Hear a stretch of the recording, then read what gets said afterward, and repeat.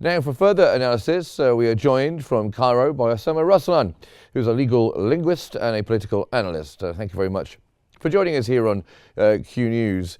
So what significance does the gathering at Rafah crossing hold in the broader context of Egypt's stance on Palestinian displacement? Thank you, Mark, for having me. It bears all the significance one would like to have or see whenever you want to send a strong message. We're talking about the general public, laypersons who are not necessarily politicians or statesmen and women or directly involved in politics by any means. We're talking about simple Egyptians, people who care for their lives, who care for their country, who care for their neighbors. They are there from all social classes in Egypt, from different backgrounds, whether educational or economic or social. You can find their doctors, you can find lawyers, you can find engineers, architects, you can find farmers, you can find daily workers, etc. All of them declaring the same message.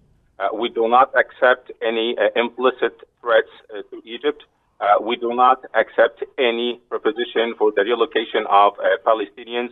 We stand strong behind the political leadership in Egypt and behind the government in Egypt. We do not accept any threats, whether it's implicit or implicit. And no one should ever be highlighting the aid being received by Egypt over the last decades or even in the future as a means of a leverage to pressurize us into a certain agenda. You know why? Because we're not talking about aid being delivered to Egypt, especially the U.S. aid since the Camp David or the peace treaty between Egypt and Israel. We're not talking about simple aid here. We're talking about American investment. Actually, for every U.S. dollar granted to Egypt over the last 4 decades or so, the United States has already meant to claim 59 U.S. dollars for each $1 U.S. dollar given to Egypt. So this is investment. This is not aid. This is not grant. This is not donation. We're not talking about donations. We're talking about investment.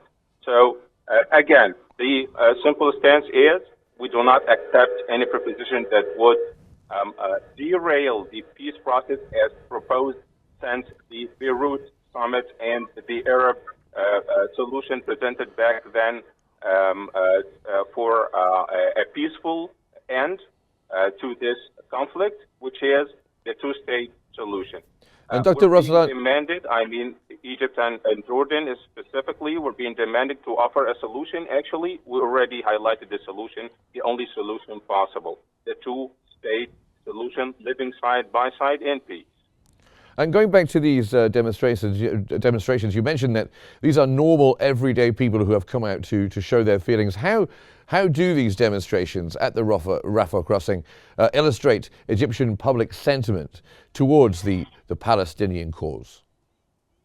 You know, for this part of the world, we have always seen the Palestinians as brothers and sisters.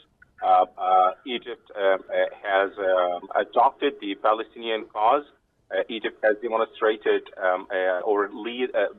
has been leading the area, the whole region, by example, by providing a good example toward peace. We have concluded peace more than 4 decades ago. We are insisting on that path. We do not want any derailing from that path. So again, we're talking about simple Egyptians who are there to show their strong commitment to the same stance, to the same Egyptian stance. We're not talking about a political stance by the Egyptian government. We're not talking about only a social stance by the Egyptian people. We're talking about one stance that is being demonstrated by Egypt, the whole Egypt, the president, the government, the general public. This is the same stance. We do not want any relocation of the Palestinians. By the way, we shouldn't be, I'm not talking about the Egyptians, of course. I'm talking about the international powers. I'm talking about the Israelis. I'm talking about the Americans. They shouldn't be talking about the Palestinians as if they are taken for granted. as if you're going to say, okay, 1 million Palestinians should be transferred to Indonesia, or 100,000 Palestinians should be transferred or relocated to Albania. No, we're talking about the people who have been pressurized under a genocide, nothing short of a genocide by the Israelis for like 15 months, and the people insisted on maintaining their land. But this is simply, they need to understand that we're talking about people, I mean the Palestinian people, who wouldn't give up their lands. It is their lands. They have been living there for thousands of years. It's either for the Israelis, if they want to remove the Palestinians from their lands, I believe they should continue their genocide if they want to remove the Palestinians from their lands. The Palestinians have been proven inalienable. They cannot be relocated to anywhere. They maintain their inalienable rights to their lands and for their independent state. This is the only solution for everyone in this region to live in peace. No other solution would prove possible either in the near future, medium future, or far future. And are there particular historical reasons, perhaps, that might shape Egypt's current opposition to the displacement of Palestinians from Gaza? Yes, sure. This is a matter of national security for Egypt for centuries and even for millennia. Whatever threats used to come to Egypt, they used to come from the northeastern gate. Besides, we're talking about the population of Gaza and the population of Palestine, and generally, they have so many relations, different relations with Egyptians and the other countries beyond, Syria and Jordan. You're going to find families that are being shared between the nationalities, the two nationalities or the three nationalities that I mentioned. You're going to find so many, blood relations, economic relations, social relations, historical relations. Some families are send their injured or their sons and daughters to study in universities and schools in Egypt, etc. So every kind of historical reason can be materialized if you look deeply into the close relations between Egypt and the Palestinians. Yes, you're going to find every reason, whether historical or present, for us to keep this stance, not only now, to continue to keep this stance that holds, that stands strongly behind the Palestinians and their inalienable rights. And Egypt is a very diplomatic country when it comes to international affairs. How do these actions at Rafah serve as some kind of a barometer of its diplomatic stance? Well, actually, we have been learning this line from Western politics. Everything is fair in love and war. Yeah. But actually, in politics, this also can be projected as a line of wisdom to politics. So we're sending simple people, those people who have been on roads from all over Egypt throughout the night, last night, to arrive at the Rafah crossing to show solidarity to the Palestinians and to show strong support to the Egyptian government's stance when it comes to this issue. Again, this is I wouldn't say it's a political stance. It's a moral stance before being legal or political. It's a moral stance. You will find Egypt condemning every act of invasion that might happen anywhere in the world. So it's a moral stance, and we do call on everyone who stand up for morals anywhere in the world to adopt the same situation if you're going to support Ukraine because it is being invaded.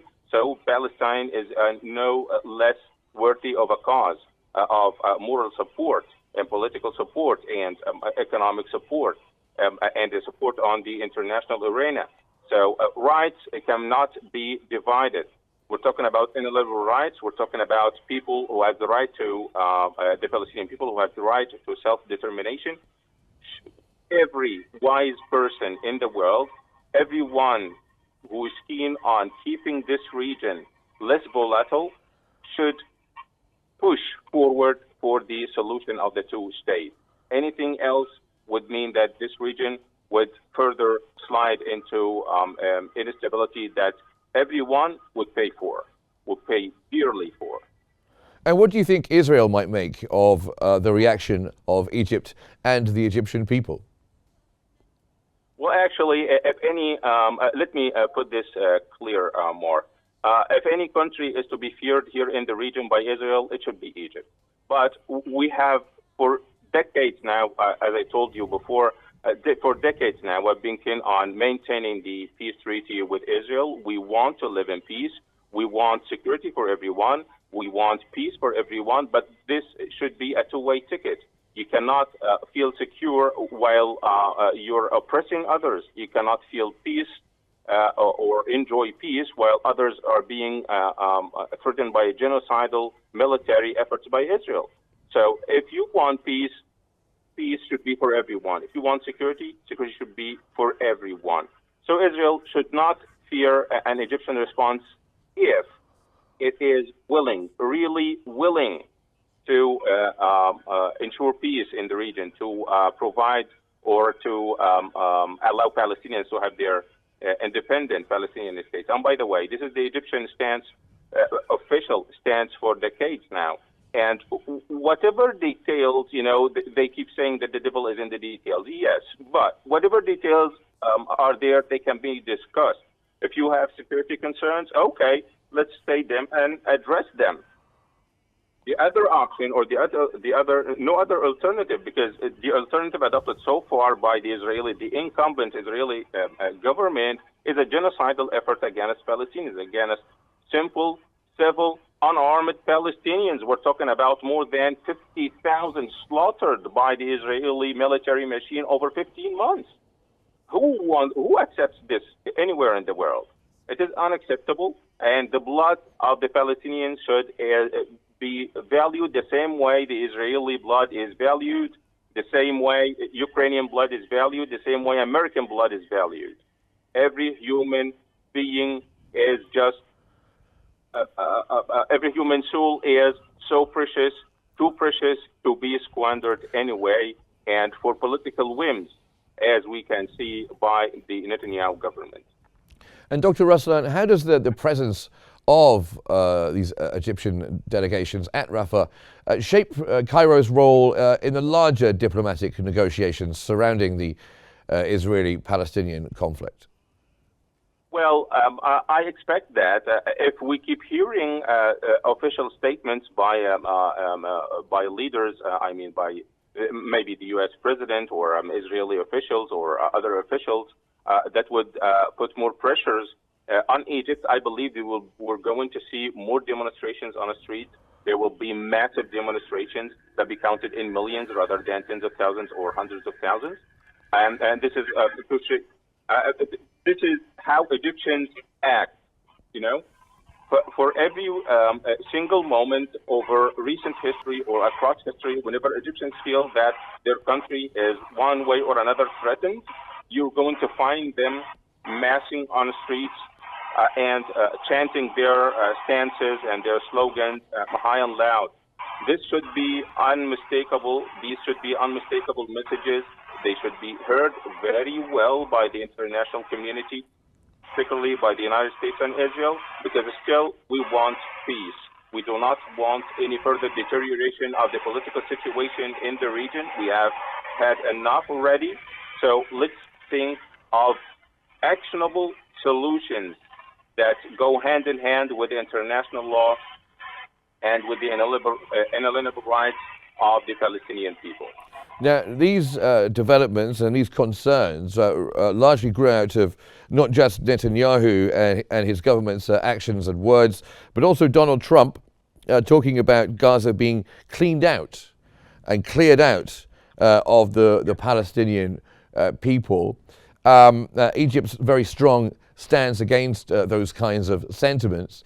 How does it, and the situation now at Rafah, reflect the broader dynamics of diplomacy, both regional and, of course, broader diplomacy, especially with the United States? Well, the United States, I mean, under the first Trump administration and now, along with Israel, they have been pressurizing so much for a normalization with Arab countries.